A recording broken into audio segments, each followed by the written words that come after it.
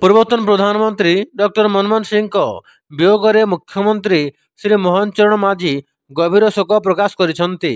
ଏକ ବାର୍ତ୍ତାରେ ମୁଖ୍ୟମନ୍ତ୍ରୀ କହିଛନ୍ତି ଯେ ସ୍ୱର୍ଗତଃ ମନମୋହନ ସିଂ ଦେଶର ଜଣେ ମହାନ ବରପୁତ୍ର ଥିଲେ। ଅର୍ଥନୀତି କ୍ଷେତ୍ରରେ ତାଙ୍କର ଜ୍ଞାନ ଓ ଦକ୍ଷତା ପାଇଁ ସେ ସାରା ବିଶ୍ୱରେ ସମ୍ମାନର ଅଧିକାରୀ ହୋଇ ପାରିଥିଲେ। ଅର୍ଥମନ୍ତ୍ରୀ ଭାବରେ ଦେଶର ଅର୍ଥନୀତିକୁ ସେ ଏକ ନୂଆ ଦିଗ ଦେଇଥିଲେ। ତାଙ୍କର ଉଦାର ଅର୍ଥନୈତିକ ନୀତି ଯୋଗୁଁ ଭାରତ ବିଶ୍ୱର ଏକ ପ୍ରମୁଖ ଅର୍ଥନୀତି ଭାବେ ଯାତ୍ରା ଆରମ୍ଭ କରିଥିଲା। ପ୍ରଧାନମନ୍ତ୍ରୀ ଭାବେ ସେ ବିଭିନ୍ନ କ୍ଷେତ୍ରରେ ଦେଶର ବିକାଶକୁ ତ୍ୱରାନ୍ୱିତ କରିଥିଲେ ବୋଲି ମୁଖ୍ୟମନ୍ତ୍ରୀ କହିଛନ୍ତି।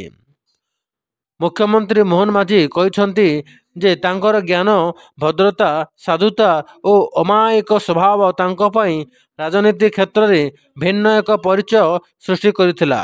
ପରଲୋକଗତ ଆତ୍ମାର ସଦ୍ଗତି କାମନା କରିବା ସହିତ ମୁଖ୍ୟମନ୍ତ୍ରୀ ଶୋକସନ୍ତପ୍ତ ପରିବାରବର୍ଗଙ୍କ ପ୍ରତି ସମବେଦନା ପ୍ରକାଶ କରିଛନ୍ତି। ଭୁବନେଶ୍ୱରରୁ ଚର୍ଚ୍ଚା ଟିଭି।